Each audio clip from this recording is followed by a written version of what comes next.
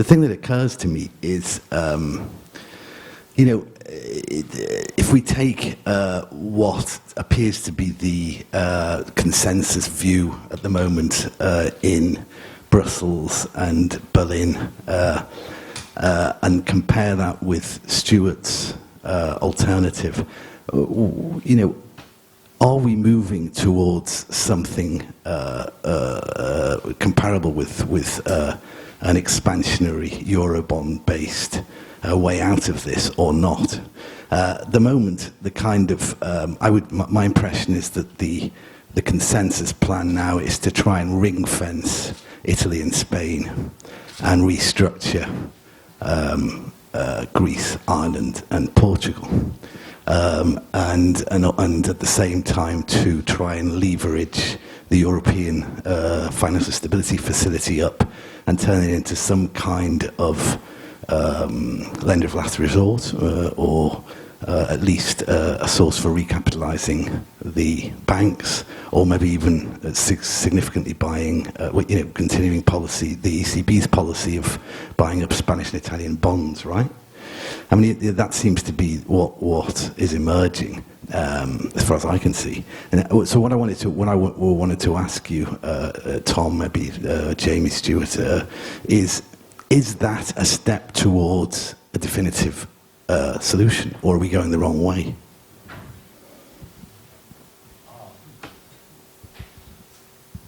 Well, first of all, I do not believe that one could isolate the Greek experience for the reasons I just gave. It's not going to work, however much political leaders might delude themselves into thinking that it would.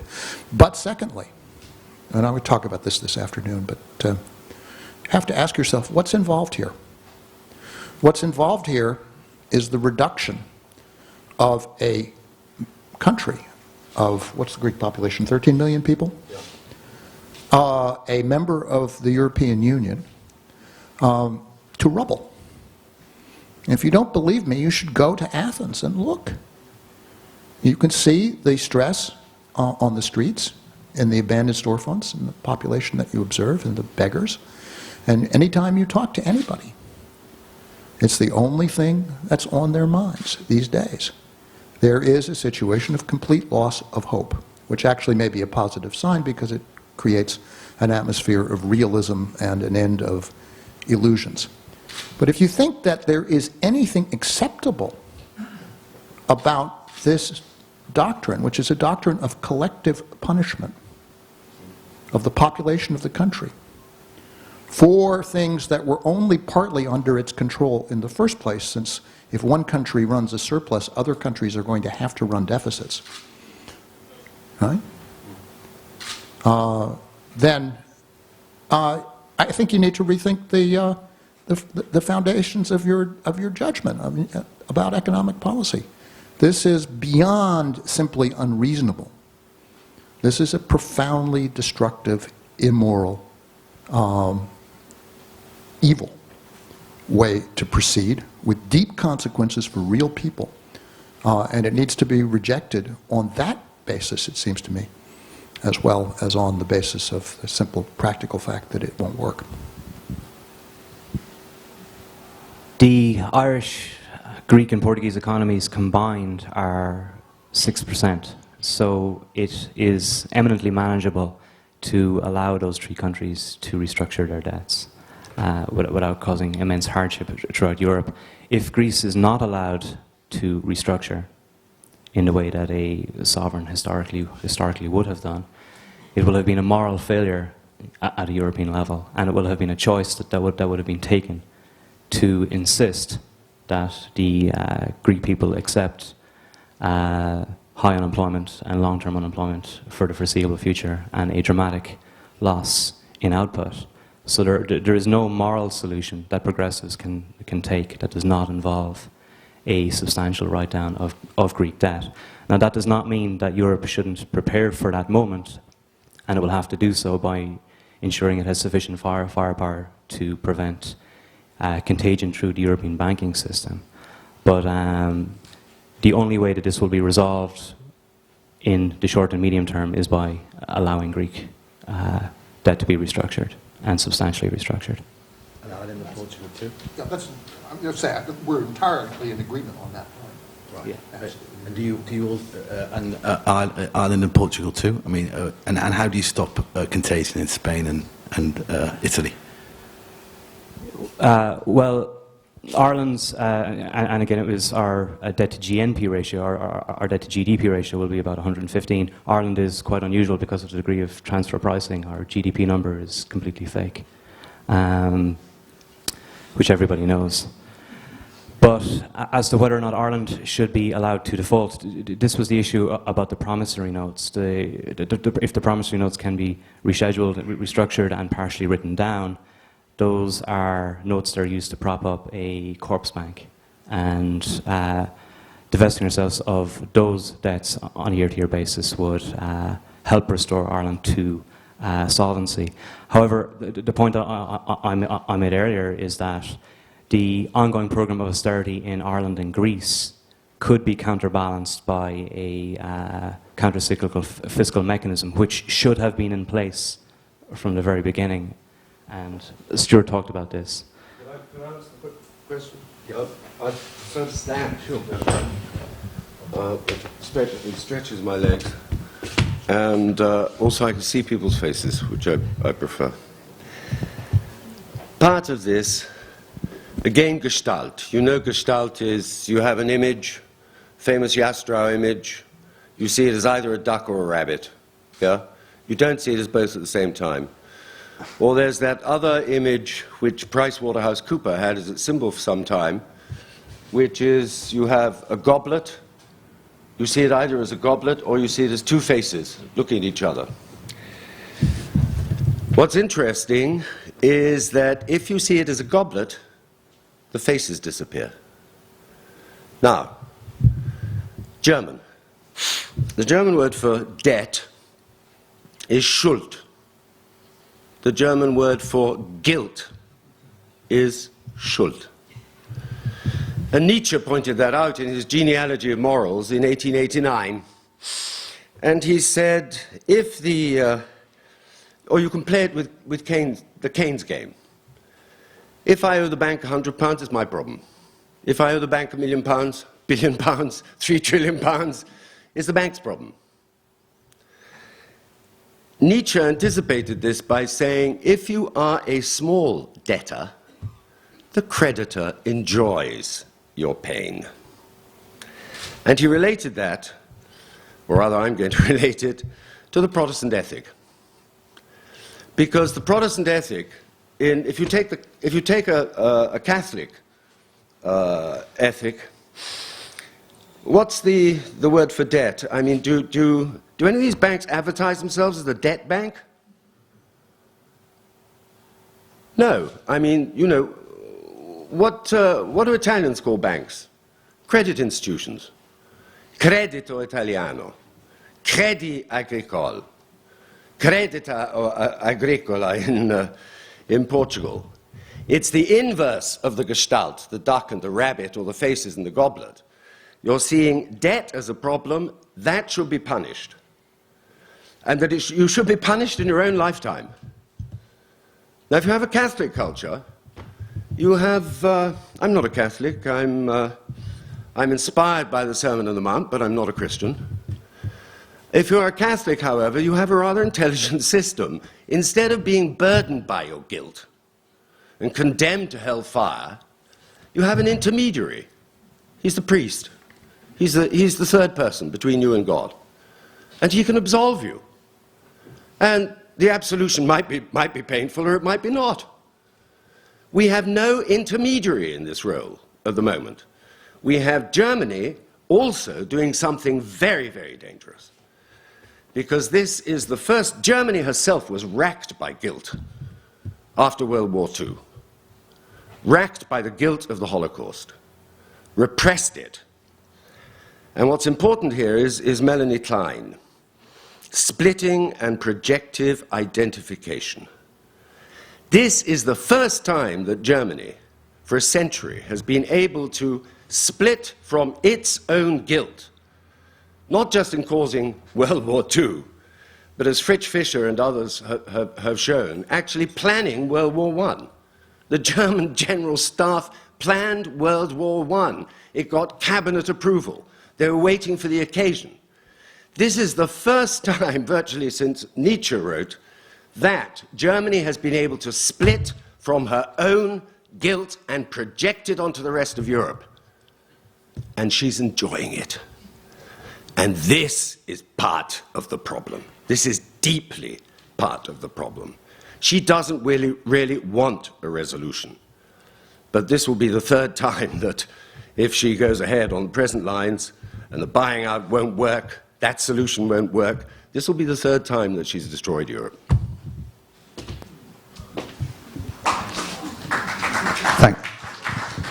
Thanks, Stuart. Do we have any Germans in the audience by any chance?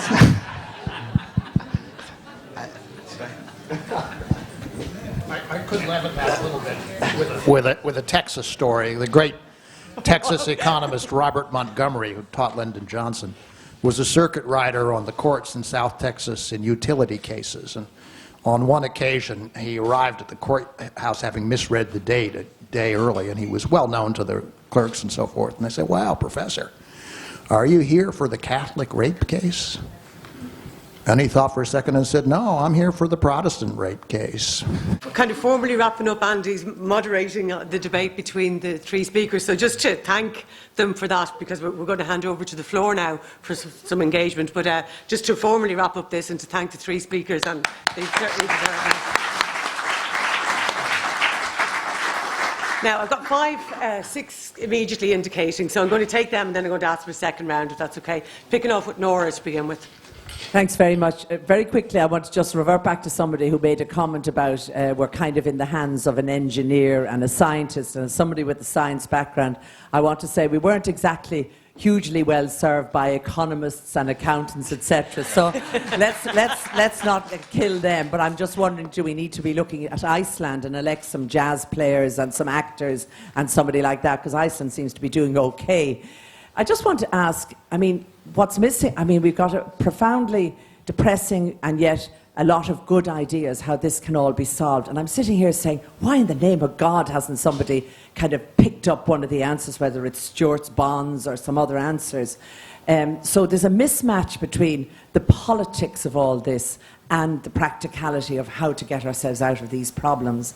And one thing struck me, I wonder, does James have any lessons? I mean, it's profoundly depressing that he has gone through so many depressing problems and breakdowns, and we don't learn from history.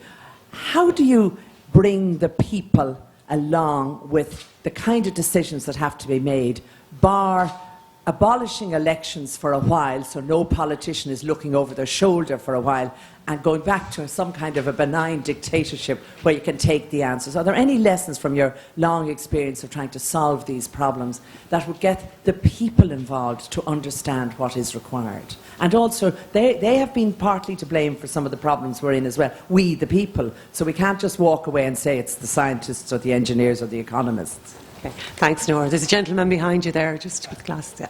Yeah. Thank you, Chair. I think at one stage we were in danger of, or maybe it wasn't in danger, but there was a possibility of a deep philosophical discussion on Weber and the Protestant ethic, Nietzsche and Melanie Klein. And maybe it's a debate for a later date. But I think the question to Tom, the whole question of counter-cyclical planning and provision, and I mean, that's fine in theory, but I mean, the problem was, during the boom, we had an ideological obsession that this wasn't a cycle, that this was going to go on forever.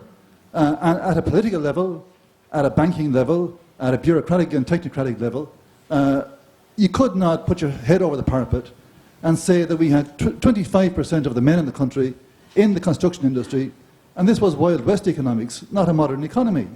So how, you devise instruments, but if the people in charge of the instruments refuse to recognize the nature of the cycle, exactly where do we go from there? Thank you. Okay, thanks. Just a quick question. Given the design flaws of the single currency that was pointed out and the refusal to contemplate the restructuring and the rejection of the Keynesian economics over the past 30 years by policymakers, and I disagree with the previous speaker. I think the majority of the population are coming along as the policymakers that are the problem. What's the future of the single currency? Okay, thank you. Gentleman here with glasses in the front. Here, yeah. Just the mic is there. Hi, my name is Frank Schnittke, which should give you a clue that my parents were German. I was born in Germany, and I'm a naturalised Irish citizen who actually swore an oath of allegiance to the Irish state, unlike Diana.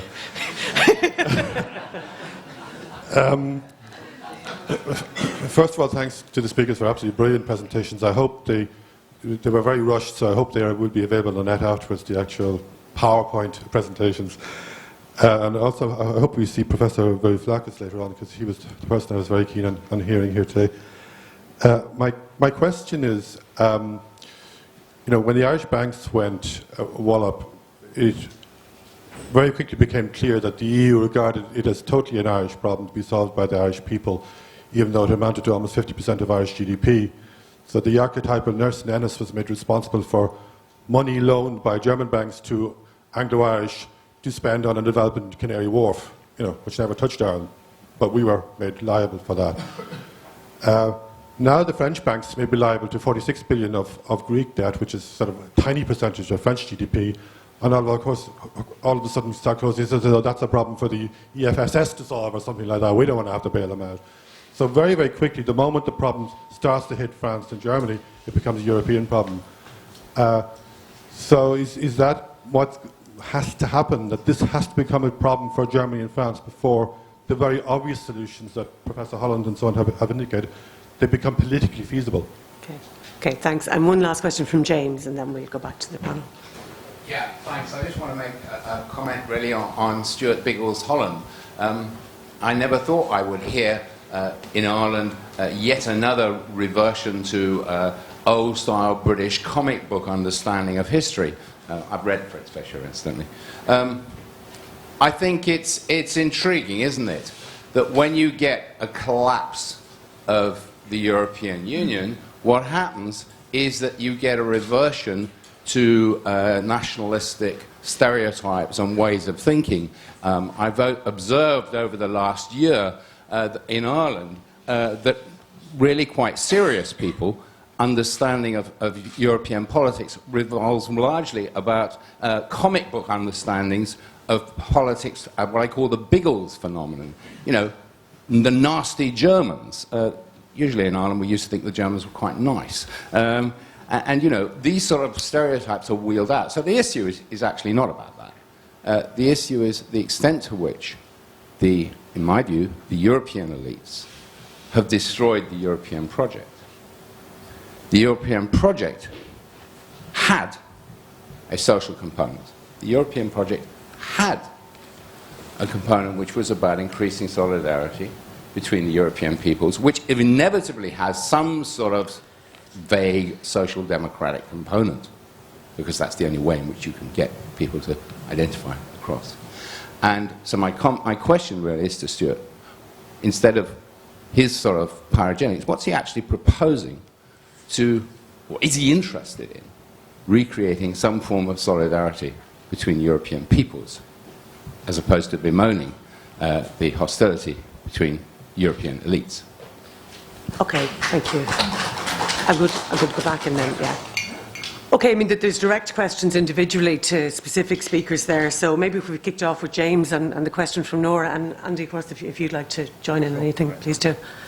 Well, I think, in fact, all of the questions had substantially a common theme, which really had to do with the problem of who governs and through what vehicles. And it seems to be plain at the moment that one has in both the United States and in Europe governments which are substantially responsive to financial institutions, to banks, over all other constituencies. And this is not a tenable situation. The government has to be bigger than its banks and has to be in a position to control and reorganize them as necessary. There is provision for this in American law. And with respect to small banks, the federal government takes them over every week and has protocols for resolving their insolvencies. The problem has been an unwillingness to implement those protocols when it is necessary to do so in the case of very large and powerful banks whose personnel tend also to dominate the government itself on these matters. And I think that in Europe, what one can say with, I think, some dispassion is that one shouldn't speak of this problem becoming a French and German problem. It is a French and German problem. That's who holds the bonds. That's who would have to register the losses. That's the direction of policy is not at all about helping Greece or Ireland or anybody else. It's about continuing a circular flow of funds onto the books of the banks so that they don't have to recognize the consequences of the write-downs and the scale of the write-downs that would be required if one goes beyond the 3 small countries that Tom listed is dramatic. So it seems to me that that is very much the essence of the problem, and that also touches on the question of elites versus everyone else. We speak of elites, who are we talking about? Financial elites. The issue has to be, how does one resolve the essential banking crisis in both parts of the world and move to a system in which the institutions that are controlled by the public, that have other representation, other constituencies, are in a position to effectively set policy and to move along to address actual problems rather than being constantly tied up in keeping bankers in their offices.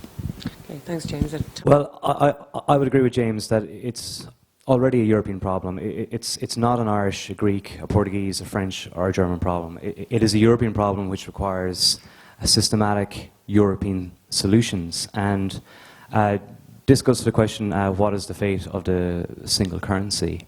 And really, the fate of the single currency is that it will fail unless European policymakers understand and start acting as though it is a European problem, and understand that the machine is broken and never worked in the first place and has failed at its first hurdle, and that significant changes are required, both in terms of, again, the provision of a counter-cyclical fiscal mechanism. And it was mentioned there that, well, that's all well and good, but how do you actually do that? Because when times are good, people do not prepare, and of course that's true. So what you have to do is you have to have something along the lines of a tax at a European level, which is automatically ring-fenced for a wealth fund, which could be a financial transaction tax. It could be a European level increase to VAT, something along those lines. And at the same time, there needs to be protocols and mechanisms in place that if countries within the euro area have fallen into recession, that funds be diverted to those countries to offset the austerity measures to restore the cyclically adjusted primary balance to its long-term position. At the same time, the European Central Bank is going to have its raison d'etre changed. Its raison d'etre at the moment is simply price stability. That's not good enough. It needs to incorporate economic growth. It needs to incorporate conditions such as full employment, and until it does so, we are going to continue to have an over-reliance on monetary policy and overly tight monetary policy. As to the question about whether we should have whether we should have pursued the Icelandic solution, unfortunately, our starting position was quite different. We were within a currency union. We didn't have the options that they had, and we were constrained because of that. In a sense, if it had been played properly at a European level, the Irish crisis could have been much less severe than the Icelandic crisis. It should have been obvious, and certainly obvious in retrospect, but prudent policymakers could have resolved this very, very quickly. Again, Ireland is very, very small at the level of Europe, as indeed is Greece and Portugal. Even Spain just takes you up to 10%, I believe. And this need not have happened. Iceland, in a sense, because it was outside the currency union, was destined to have a massive a massive fall once it had the asset price bubble that it had. In Ireland's case, it could have been sorry. Oh, look, yeah. No, Stuart is signalling wildly there. Thank you. I'm very happy to be compared to Biggles. I wish I were as well known as famous and convincing. But in criticizing me for stereotyping, you're wrong. For asking what are my alternatives, you should perhaps find out. You could do so by consulting Wikipedia, which is easy enough. I differed from the Foreign Office in Britain in the 1960s on whether or not we should join the European Union, and got through to the goal and convinced him to say yes to the second application. I worked with Jacques Delors from 1975 on the case for economic and social cohesion. It isn't in the treaties, not in the Rome Treaty. I worked with Andreas Papandreou and the advisors to Mitterrand for the first revision of the Rome Treaty and the Single European Act. It's because of that, and because of our work, joint work, with a network of European left economists, that we got that revision and the commitment to economic and social cohesion as the twin pillar of the Act. When Delors became president of the Commission, he implored me to help him. It was, in fact, the first invitation was 87, and he said, where is economic and social cohesion? People don't even know what it means. Help me. And I said, look, Jack, we were sitting in the Berlaymont in his office. I said, look, you know, I'm a shadow minister in a national parliament with a very demanding constituency. You must have some good people around you who can help. He said, half the people who are here because the national governments don't want them. That's the Commission. Secondly, of the other half, of course, 1 or 2% are really good. But they're all trying to get implemented what we decided yesterday. Nobody's got time to think ahead. So I did recommend the bonds. That was a key recommendation. I did recommend the European Investment Fund, which has been set up. I then worked with Antonio Guterres to get an extension of the definition of the terms of reference of the European Investment Bank to invest in health, education, urban renewal. All of these are cohesion areas, the environment, high-tech, and new firm startups. The fact that the European Investment Fund has any role from small and medium firms is because I recommended it. Stephanie Griffiths-Jones then drafted it. So, yeah, you know, I love Biggles as a boy.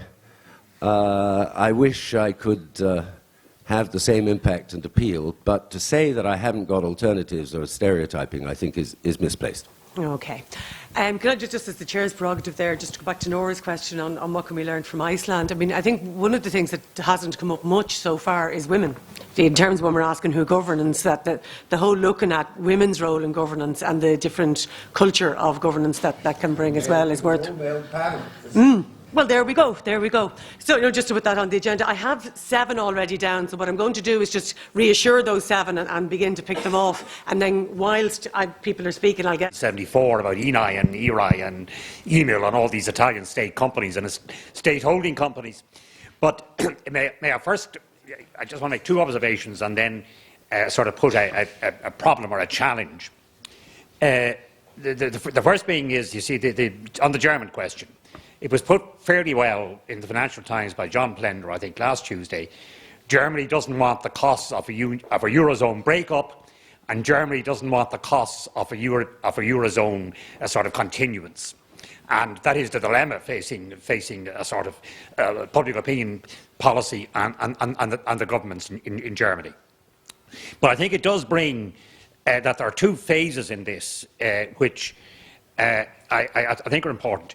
What is it feasible, given political pressures, And I totally accept. I mean, I was in Greece last month. I mean, there are the Greeks had 10-year ball of a consumption boom, you know. I mean, they didn't restructure their economy and so on, and now they've huge problems. But of course, a Northern European morality tale is not the answer. I agree with you there.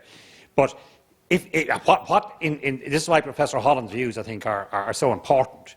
That what can be done sort of quickly that doesn't involve treaty changes or significant treaty changes. And then what, say, on a 5 to 10 year view should be done that would involve treaty changes. I think it's very important to try to separate those two things out. And I really would like, there probably isn't time now, if to tease further the bonds thing, buying up existing bonds, national governments servicing them. I mean, it's what about redemption in those circumstances? When are they redeemed? It's back to sort of the guarantee issue. I know there probably isn't time now to go into the details of this. No, just to make sure I get all the questions in. Emer, and then I have a gentleman standing at the back and a woman with brown hair down the back. And then. The general feeling here, and the entire panel are saying the solution is at European level, and Ireland can do very little. We're basically a flea in the back of the dog. And I'd like to suggest that some economists have come up with good solutions, particularly Marshall Auerbach and Warren Mosler, and they suggested that Greece or Ireland could actually issue bonds which are backed by the fact that they could be used to pay taxes in that country. And there is no rule against this.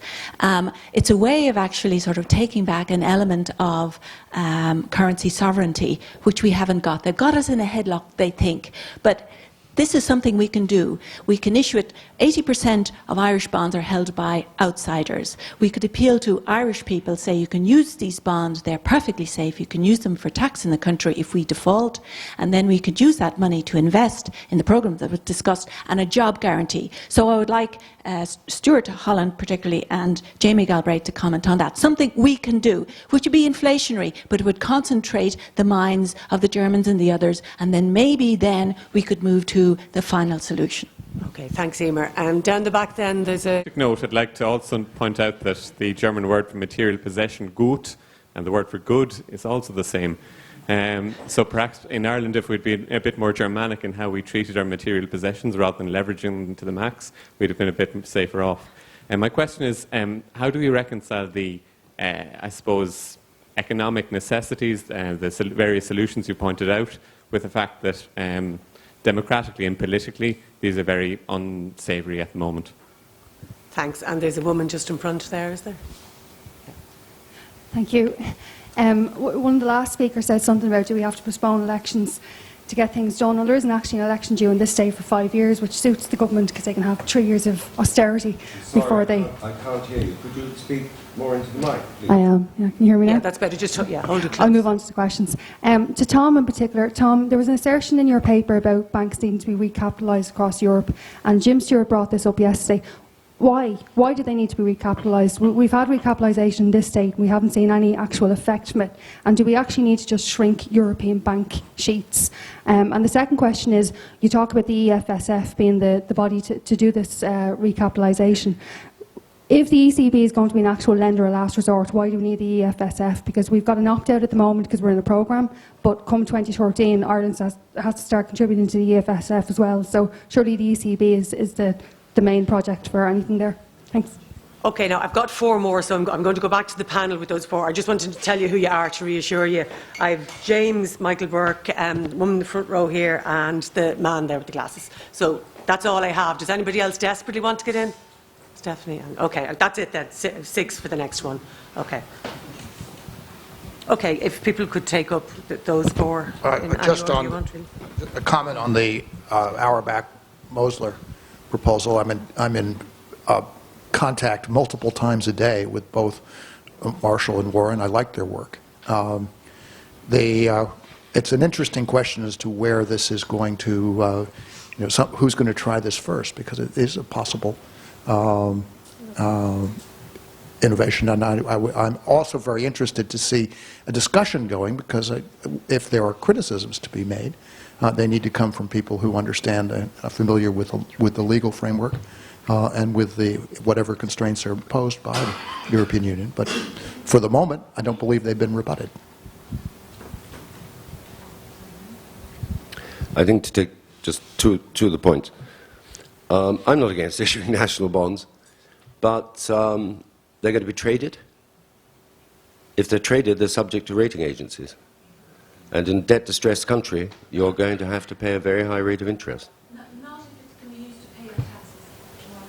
Well, I'm not entirely convinced.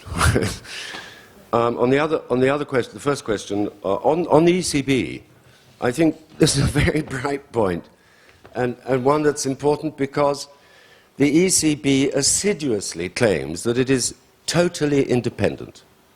It isn't. In fact, one of the speakers yesterday morning made this point. Its primary responsibility is to safeguard the stability of the currency, but it also must support the general economic policies of the Union, which are defined by the European Council. Now, I would transfer bonds to the ECB. That's what Yanis Varoufakis and I, the case that we made last year. And I thought there was a chance of turning Merkel on this.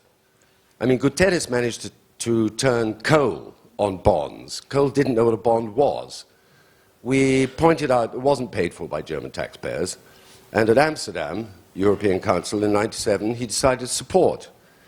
Unfortunately, there was a young fellow who came along riding a bicycle, who just got elected in Great Britain, who said, no, I don't support.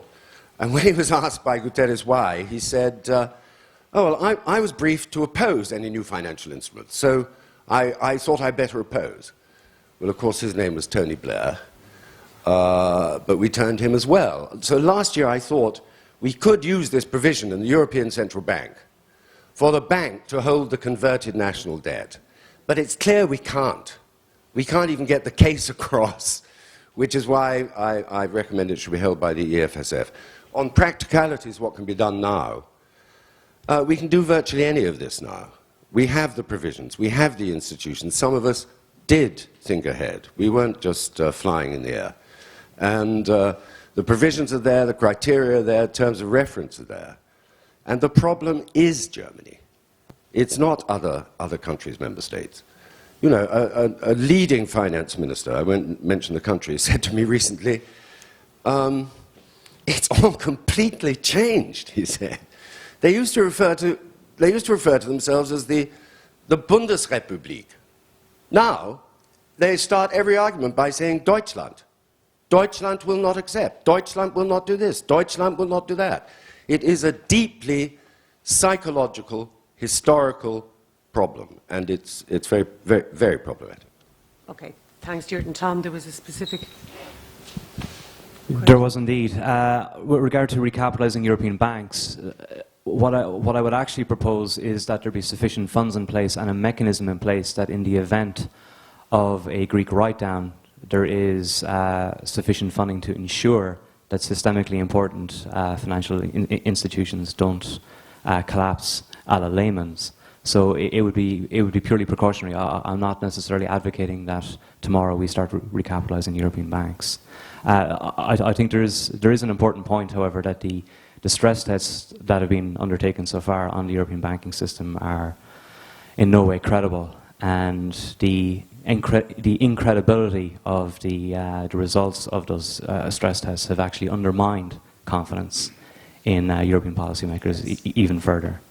And Dexia was the 13th strongest bank on the last stress test. 13th strongest in Europe. It's collapsed. so the only way that you can ensure that there is confidence within the European banking system is by having a massive fund overhanging it, which can step in over a weekend, recapitalise the bank, take them over if necessary, fire the board, and start again. There would, of course, be an opportunity then to perhaps use some of these banking institutions as strategic investment banks going forward.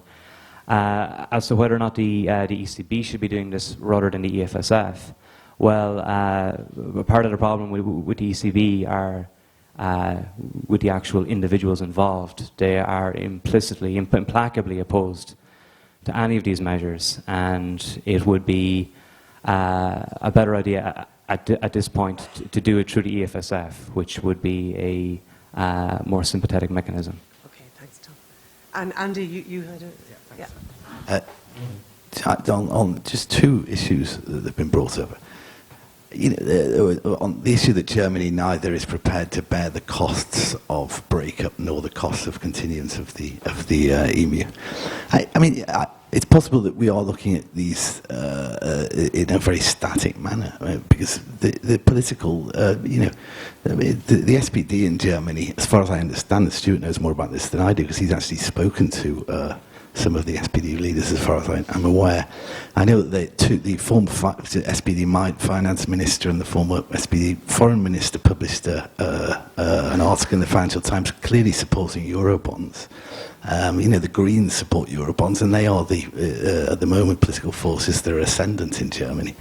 So we may actually be moving to. Meanwhile, in Spain, it's actually conservative orthodox who are going to win the next election. So we may end up with a situation in which the European core is centre-left and supporting Eurobonds, whereas the periphery is moving to the right. So who knows? Second, on the issue of sort of patriotic, maybe I'm misunderstanding, but the kind of issuing bonds and trying to sort of issue them to national markets. It's quite interesting, the experience of Catalonia, where my newspaper is based in Barcelona. Catalonia's now done 2 bond issues in the last year, and it's a kind of almost like a patriotic bond, nationalistic bond. They've been very, very successful, and they've been oversubscribed.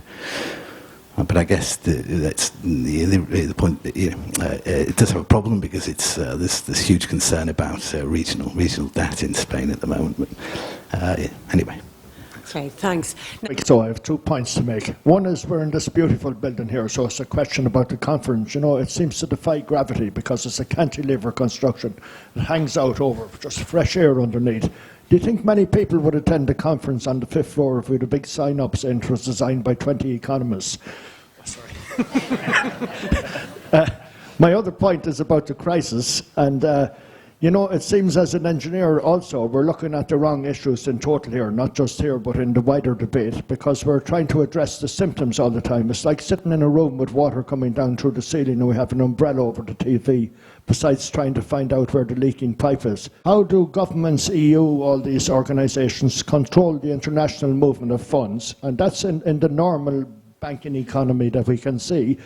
And no talk at all, that's rarely ever mentioned, is the whole offshore financing, which is controlled from the City of London and other places, which is deemed to be about 5 times the amount of money flown around as there is in the conventional banking system. So, now, in trying to understand all these large numbers, can I just ask a question about a figure used there, the amount of money that we will have to pay to cover Anglo's debts?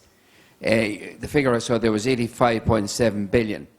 How much of that is split between interest and actually the amount itself owed? And then what banks will that money be going to? Okay, thanks. Front row here.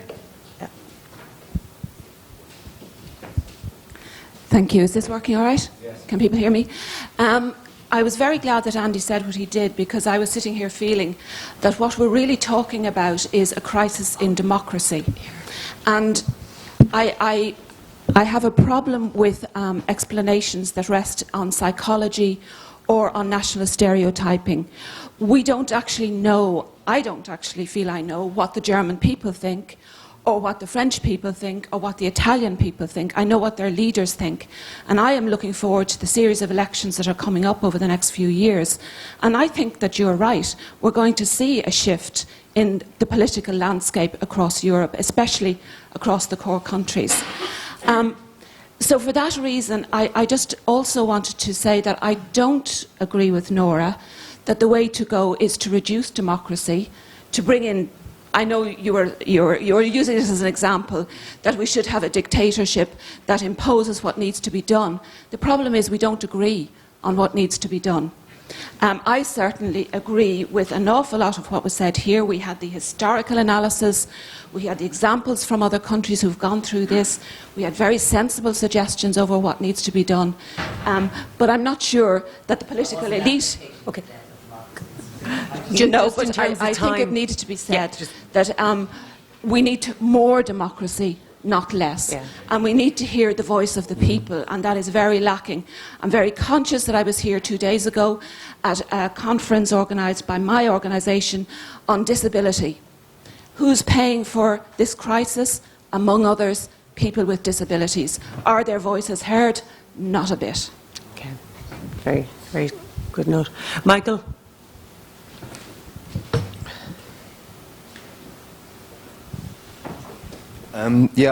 I just wondered, was Stuart aware that there's a long and inglorious history of Englishmen coming to this country and saying it's all the Germans' fault?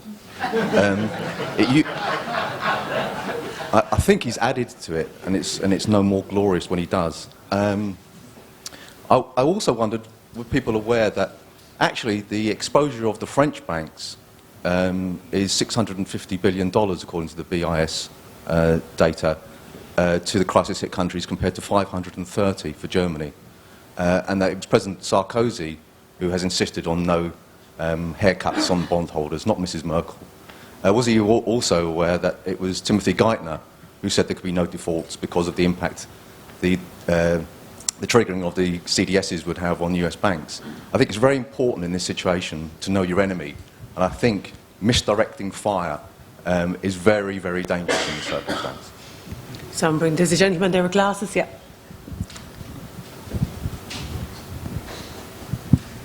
And then Stephanie. Hello, thank you. I'm helped in articulating this question by the mention of Iceland and by something that appears on page 4 of the programme for today. My recollection of what happened in Iceland was that there was dire destruction to be visited upon them if they did what we now see they did. It wasn't said at the time, oh, by the way, they're outside the euro and actually they can easily avoid this destruction. Not at all. They were threatened from all sides.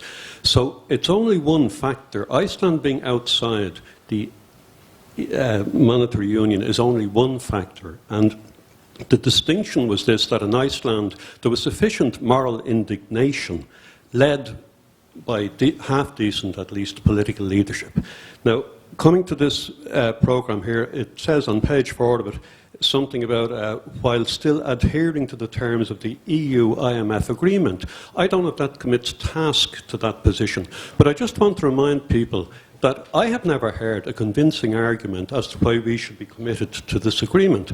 Indeed, the current government laid out in very clear terms why we should not be committed to this agreement. That happened to be before the election. Since the election, of course, we're hearing different things, but there is no argument in favour of that, and I'd like speakers to comment on that issue as to whether we need to be committed to the current agreement. Thank you. Okay, thank you. And Stephanie, you have the last word there. I wanted to first stress that I think these financial crises, which, like Jamie, I've studied a lot, are very difficult and put tremendous pressure on democracies, on politicians, on people. And I think we must, I agree with a lot of what Stuart says, but I do not think we should pursue this nationalistic path. On the contrary, I think we have to search for strengthening of a European response. We should tell things to the Germans like they should reflate their economy more, that they should increase real wages, for example, and that will create more aggregate demand for countries like Ireland and Greece. But I don't think we should attack them, you know, whatever the German word for debt is and all that. I think because what we have to stress is that this is basically a crisis caused by the financial markets. There were flaws in European construction, but no society is perfect. The East Asian society was not perfect. During the crisis, you heard everybody in East Asia say, they're so corrupt, they're so this, so that. And of course, it undermined confidence of those societies. Governments fell, good ones, bad ones. But that doesn't mean that one should follow that path. The second point I wanted to mention, the banks. I mean, talking about the Latin American debt crisis, the issue was that the Latin Americans had to suffer for about 8 years before the banks, American and British banks, were provisioned. I was in Mexico the day that Citibank announced big provisions, and Ángel Gurría, who was then the main debt negotiator, was very happy. I didn't understand why. But that created the path for them then creating the Brady plan and the debt restructuring. The problem now is that the banks are all money, have a lot of money, the Chinese, even Brazilians and so on, and they can help us, and they should expand the IMF if they want to. So why not let them? It's absurd to block it.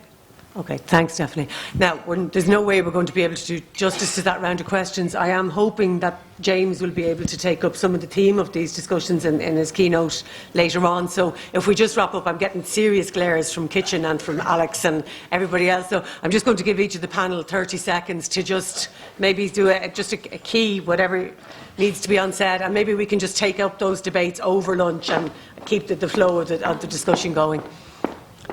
Okay, if you criticize 30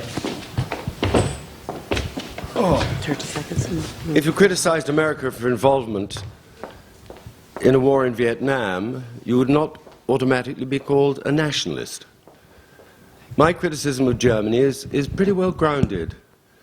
It doesn't mean that I'm a nationalist. I'm not. Secondly, Europe could introduce bonds by enhanced cooperation. The euro was by enhanced cooperation. Not all member states had to do it. If 11 countries, if even Ireland moved a motion on the basis of enhanced cooperation in the Council of Ministers for Eurobonds, then the periphery could have them. And then they could be funded by the surpluses from the BRICS, which they have made plain that they will do, rather than fiscal transfers within Europe. Thanks, Stuart. James? I think a number of the points are very well taken. I think the point about the position of France, which is also its vulnerability, is a very important point. The point about how Iceland got away with it is a very important point, because it does reveal that there is more bark than bite in creditor power in important cases. And finally, on Stephanie's point, about the reprovisioning of the banks, the question I think that has to be asked is that what we really want to do, to have another round where we wait a very long time for the banks to be reprovisioned and end up with banks which are even bigger in relation to the economy than they have been, even more powerful, and still married to the same ways of making money at everybody else's expense without performing a useful social function. It may be time to take on the job of restructuring the financial sector seriously at this point. And then finally, just on the question of all these numbers, I would remind you that Richard Feynman once suggested that we refer not to astronomical distances, but to economical distances, because the numbers were so much larger. Okay, the promissory notes, the headline total at the moment is 47 billion. Everything above and beyond that will depend on the interest rate on government borrowing, and we don't know who that money is owed to yet, because they haven't given us money yet. So there is no official figure on that. Of course, the payments will extend beyond 2031, because there will still be residual debt interest costs. On Iceland and the predictions of dire destruction that were threatened to it, and whether or not they took the right steps, well, Iceland had options such as currency devaluation, capital controls, and so on that were not available to Ireland. And also, debt write-down is easier when you're outside of a currency union, and indeed outside of the European Union. So we were somewhat constrained in that sense, although debt write-down would have been appropriate. And from what we understand, in the initial Troika discussions, the IMF suggested that debt write-down would be appropriate, but were blocked by the other two members of the Troika. And finally, on Stephanie's point about reconciling the twin goals of giving Greece space without actually bankrupting the banking sector, of course, that is the key question. There will be a Greek moment at some point. The key is to have sufficient funding to safeguard the banking system and to prevent contagion and a cascade effect when that actually occurs. Thank you. And thank all of you. I mean, I think you'll agree it was a most interesting session. And I suppose for me, I'm left with that question at the end about, this is about democracy, you know, and today is an important day from that perspective, I think, in terms of a strengthening of the demand from below for that accountability and transparency. So we'll go to lunch, but just one last boulibus for the series.